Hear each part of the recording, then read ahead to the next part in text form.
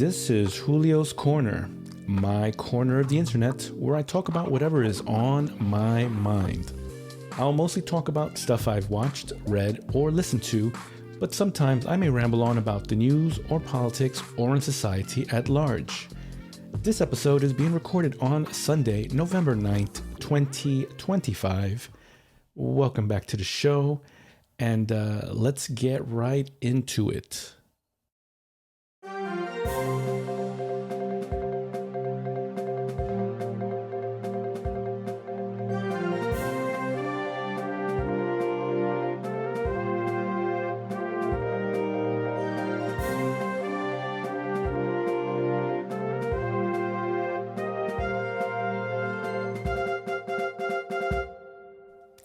And we are back, and I am happy to say that Zohran Kwame Mamdani is New York City's new mayor-elect. Huh? That deserves an applause, doesn't it? I might be sound effects heavy today in this episode because, god damn it, Zohran is my new mayor of my city, my Big Apple, New York City. Zohran Kwame Mamdani is the new mayor. And there was actually a bit of a blue wave this election cycle. Other electoral wins for the Democrats. You have in Virginia, you have a former representative, I guess she was a Republican. That's why it says former REP. So a former Republican turned Democrat Abigail Spanberger. And of course, another moderate in New Jersey won the governorship of New Jersey, Mickey Sherrill, alongside Zohran Mamdani. And of course, in California, they voted on the proposition that will allow Governor Gavin Newsom to do a redistricting. It was called Proposition 50, that will allow him to gerrymander California for a Democratic-friendly result in the next election, where Proposition 50 will take effect in order to combat the gerrymandering that Texas is doing to get more Republicans into office. So those are the four big takeaways: Zohran Mamdani, Abigail Spanberger, Mickey Sherrill, and Proposition 50 in California. And of course, the big one is Zohran Mamdani, because he represents change in politics in the U.S. at large. He is a democratic socialist. He is left-leaning and progressive.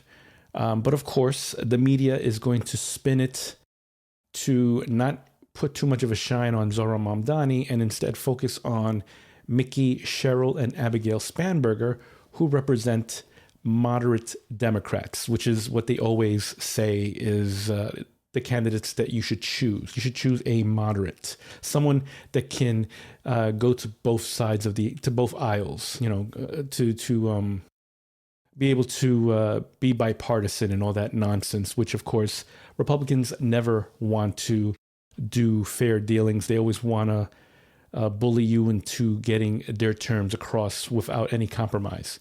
And that is why Zohran Mamdani, who is not compromising his ideals, and he is pushing left-leaning agendas for a more affordable New York City. That is his campaign, affordability. So he's gonna do some rent freezes. He's gonna try to bring up free buses.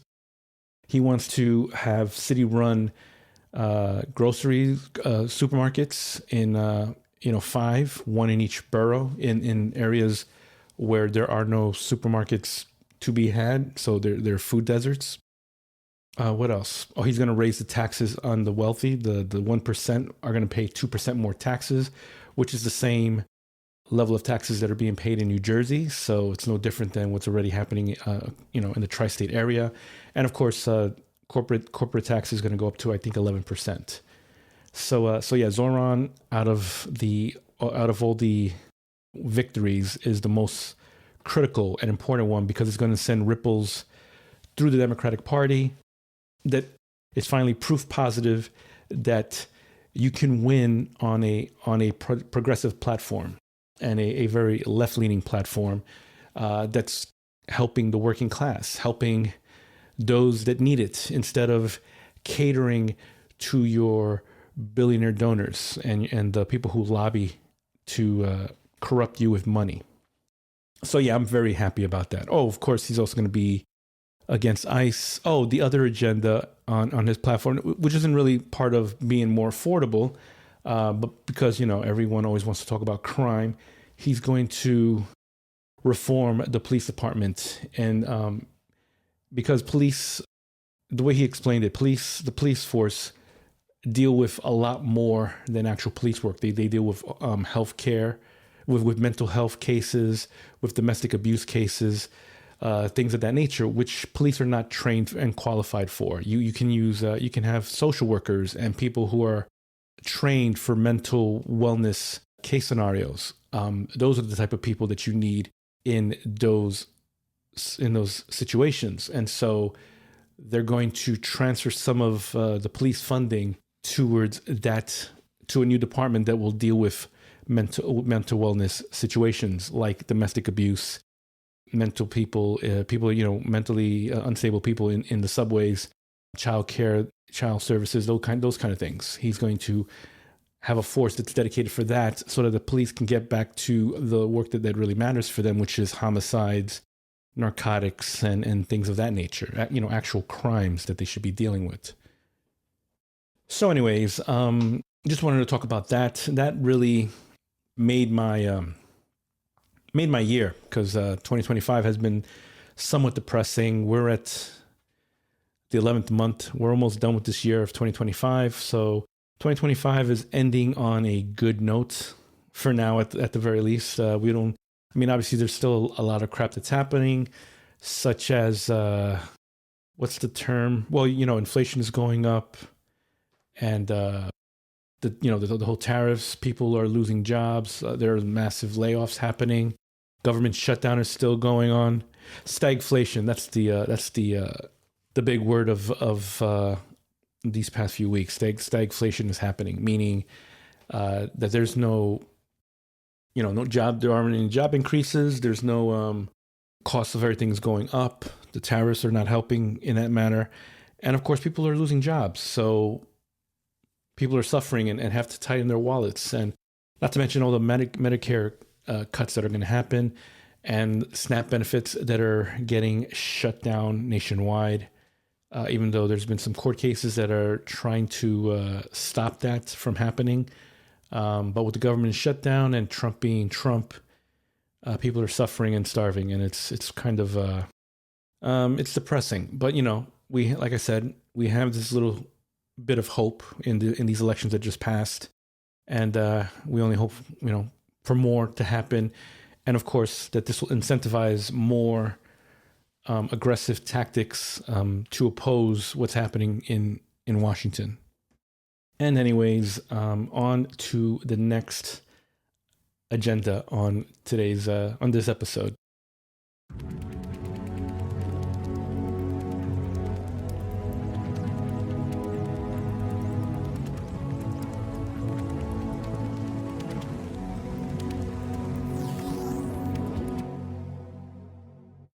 So on today's episode, we're going to talk about a show that came out recently called Maigret. It came out, I want to say last month, on PBS in the Masterpiece program. And as you know, I am not one for remakes. However, unbeknownst to me, I was unaware that Maigret is actually a remake of a very well-known Belgium crime novel series that came out way back when, and it has since had many adaptations in TV and in movies.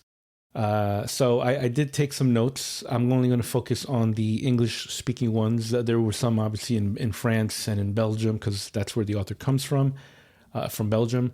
But I'm going to focus on the English versions of those adaptations. So the series that I watched premiered on October 5th of this year, And the last episode came out, it's coming out as of the recording of this show, November 9th. I, of course, have access to PBS streaming, so I was able to see all of these ahead of time because they were already available on the PBS app. But anyways, on to my show notes. So as I was saying, the original series of Maigret was... hold on. Sorry, I'm thinking about the original TV series. The original novels were written by Georges Simenon, and they were written from 1931 to 1972. So this is a series of 75 novels and 28 short stories. I'm definitely this series this adaptation of it that I watched has made me very interested in exploring this character, so I might actually look into those novels, but we'll see. So the original TV series came out in 1960 to 63. The pilot came out in 1959, and then it had a running of from 1960 to 63. It only had actually I don't even know how many episodes that came out with, but it didn't have that many. Then there was a film in 1988. Then after that, you had your first reboot in 1992 to 1993, only 12 episodes. Then there was a second reboot in 2016 with only 4 episodes. And the star of this version in 2016 was Rowan Atkinson, who some of you may know as Mr. Bean, which I find kind of interesting to have a very famous comedic British actor play such a serious role as Jules Maigret, Frenchman. Which, of course, then brings us to the current reboot that came out last month in October and ended as of the recording of this show. And there is news of a second season coming. So this season had 6 episodes.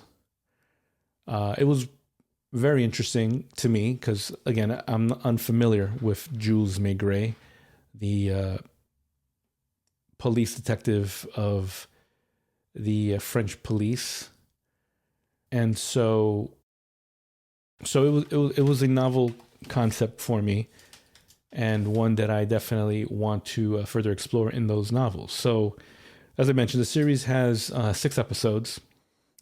So another thing about this series that I found out, seeing that as it was a reboot, the way this show was done, it's very much in the vein of, Elementary and the most recent version of Sherlock Holmes, in that the characters are set in modern times versus the time period in which the characters were written. For instance, Sherlock Holmes is originally from the Victorian era. So most versions of Sherlock are set in that time. But then you have Elementary, which was a CBS show with Lucy Liu and I forget the name of the guy who played Sherlock in that version of it. Not only was it set in modern times, it was also set in New York City.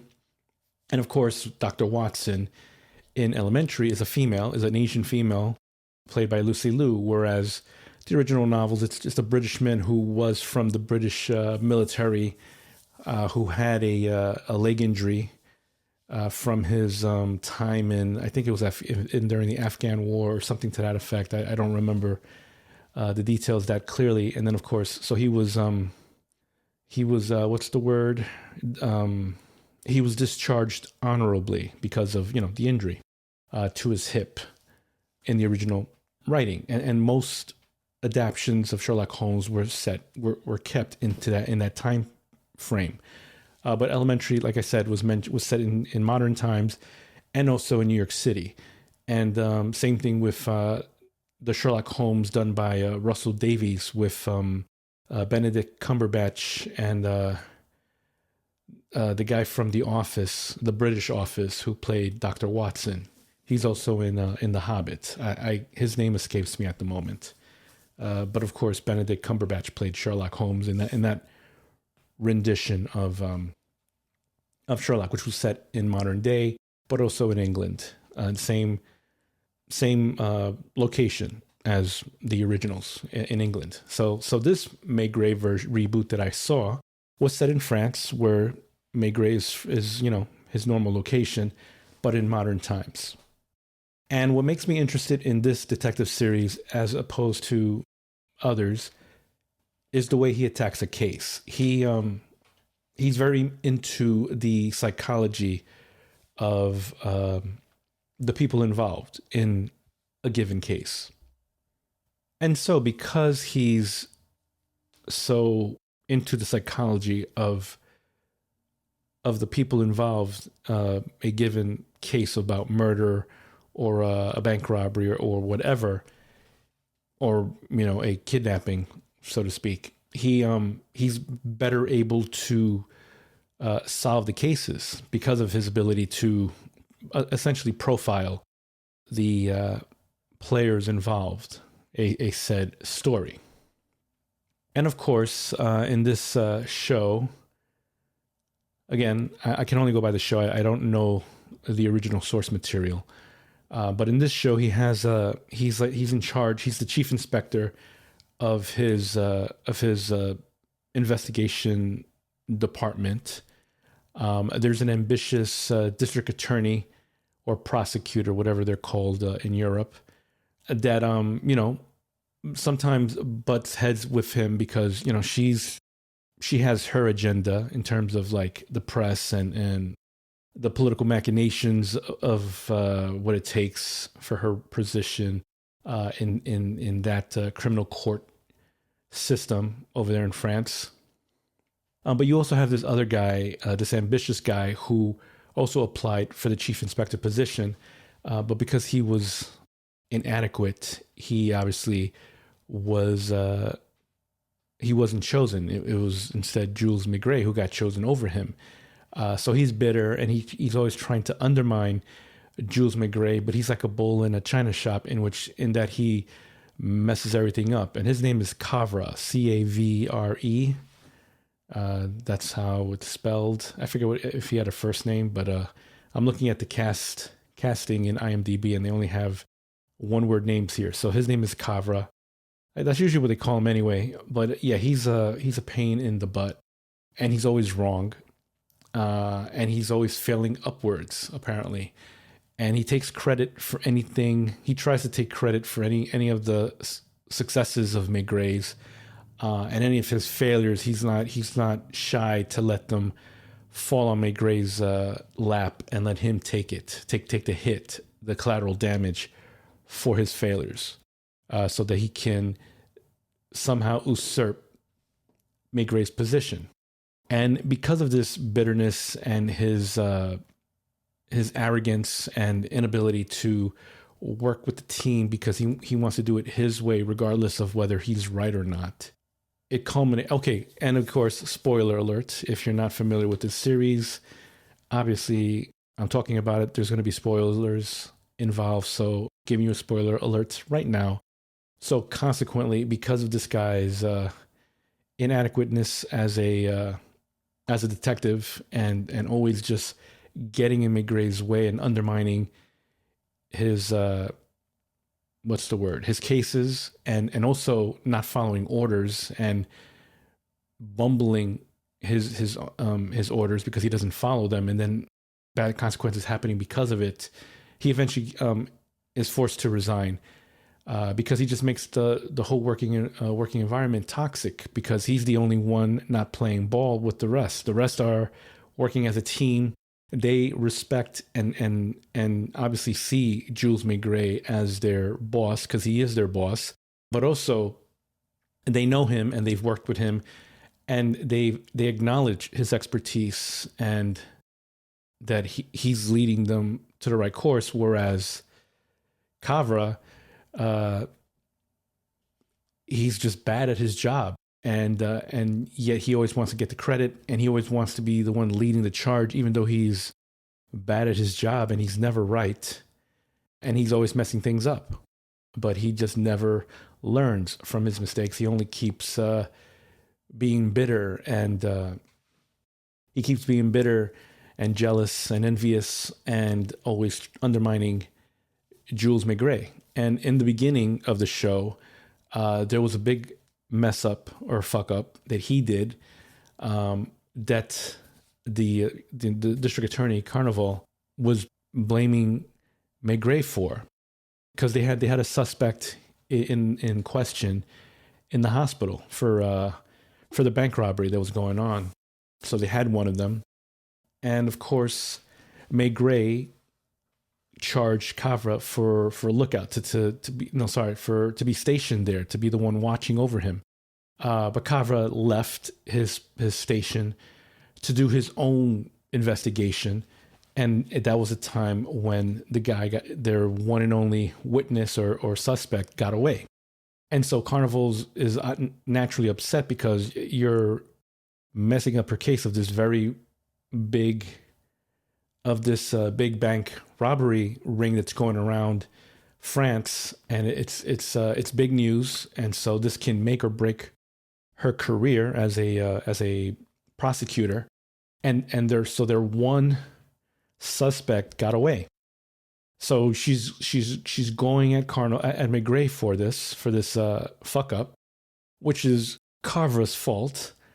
But Maigret just takes it, and Carver doesn't say a word. He's like, okay, fine. And because of that, he fails upwards. So Carver's like, well, I can't trust you, so I'm going to have Carver co-run the investigation with you. And at that point, you would think someone that's honorable would be like, no, I can't accept the responsibility because I'm actually the one at fault. It's not Jules Maigret.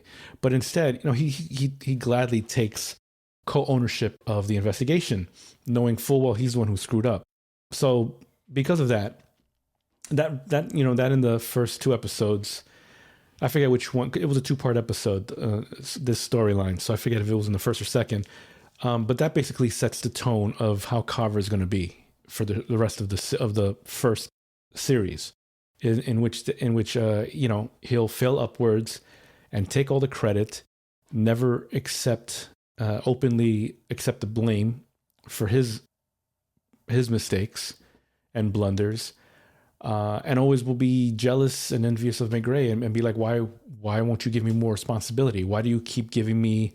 You don't give me the good parts of the investigation, so to speak. In his mind, the good parts, and it's because he's a screw up. He can't even do the simple ones. So if you keep messing up things like stand watch over the suspect, if you can't even follow those orders, why do you expect Maigret to let you do anything else?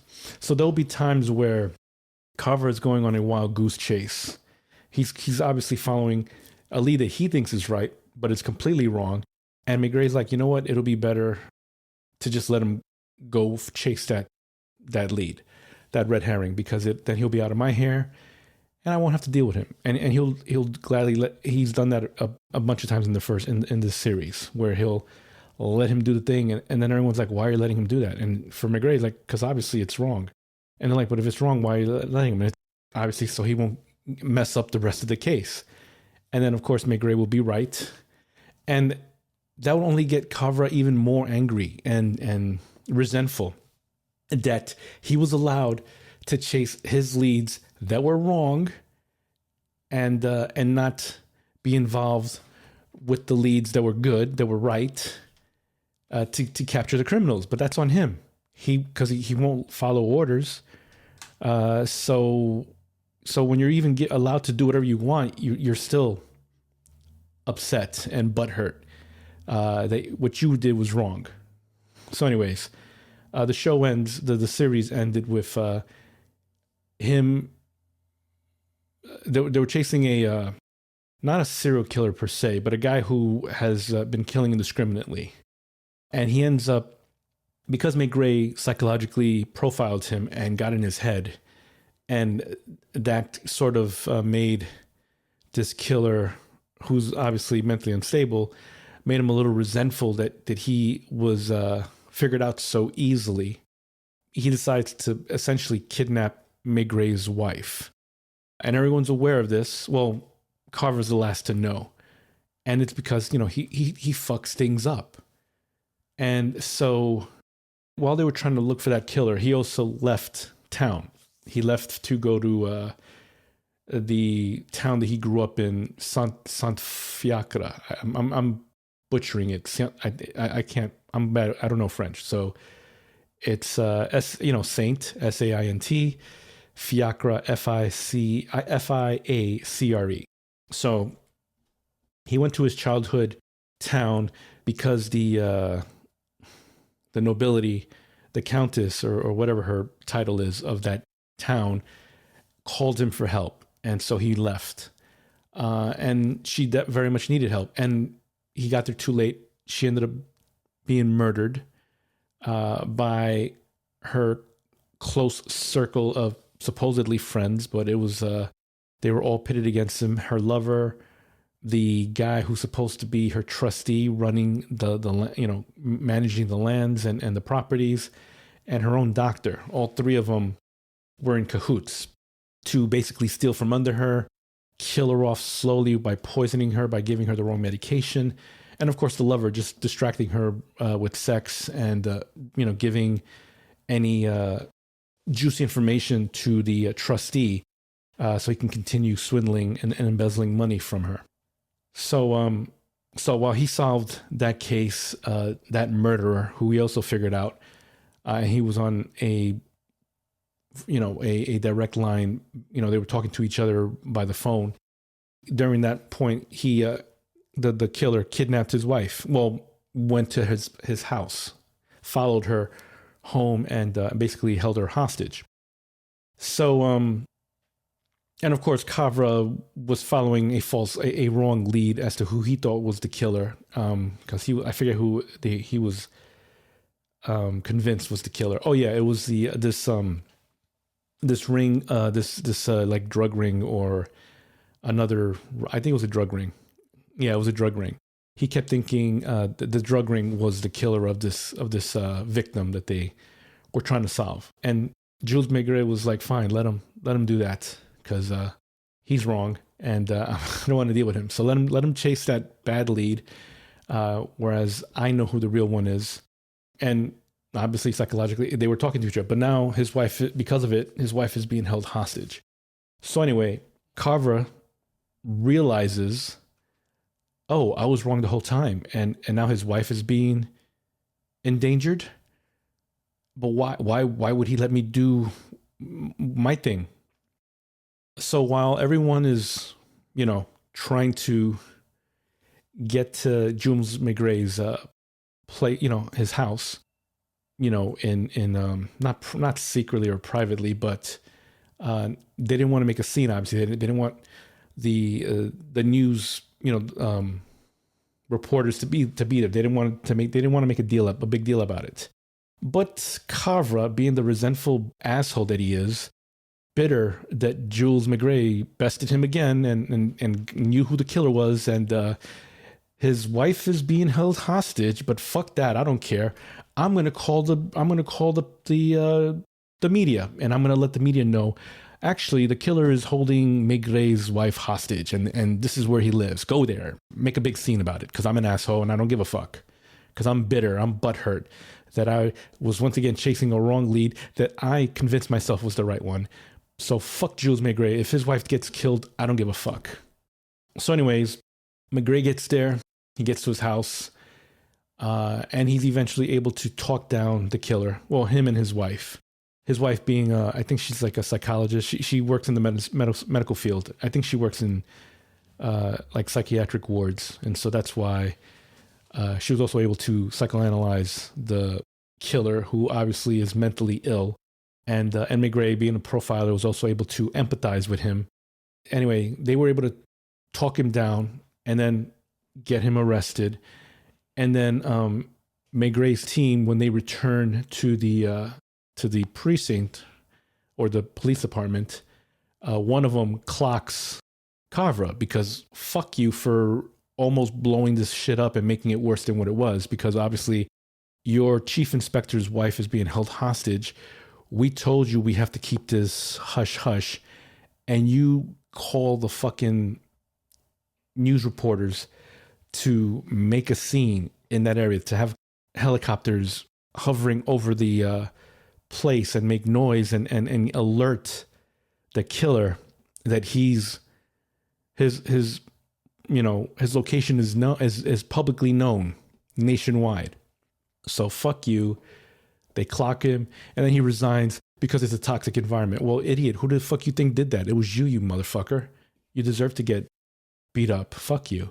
So that's how the show essentially ends. Maigret obviously decides to take a leave of absence, take a vacation. He solved several high stress cases in this 6 episode story arc. However, I don't know what the time frame was, but obviously with his wife being held hostage, being the most high stress situation, he earned a vacation of sorts. So obviously in the second series, they won't have to deal with Carver anymore. Now you have a good team of a supportive cast in your, I don't know what the name of the department is, special ops or whatever it's called for serious major cases, major crimes. That's usually what it's called, major crimes. So his major crimes team is going to be a harmonious one because you don't have this toxic Kavra in the picture anymore. So I enjoyed the show. It was well done. And I am going to look into reading these books because, as I mentioned, probably 2 episodes ago, reading helps curb dementia, fend off dementia. And I'm all about fending off dementia, keeping my brain as healthy as possible to avoid dementia from happening. Because, that's one of my biggest fears, if any. So 75 novels, 28 short stories. Still need to read Dracula. So that's all the rambling I have for this episode. And that wraps up the show. If you are watching this on YouTube, don't forget to like, comment, and subscribe. If you have any questions, comments, or any thoughts you'd like to share, you can reach me by clicking on the Contact Me link in the show notes. SMS rates may apply. If you're feeling extra generous, you can click on the donate link and send money my way. This show is licensed under Creative Commons Attribution 4.0 International License. This means you can share the episode, remix it, do whatever you want. Just say where you got it from. And as always, thank you for listening.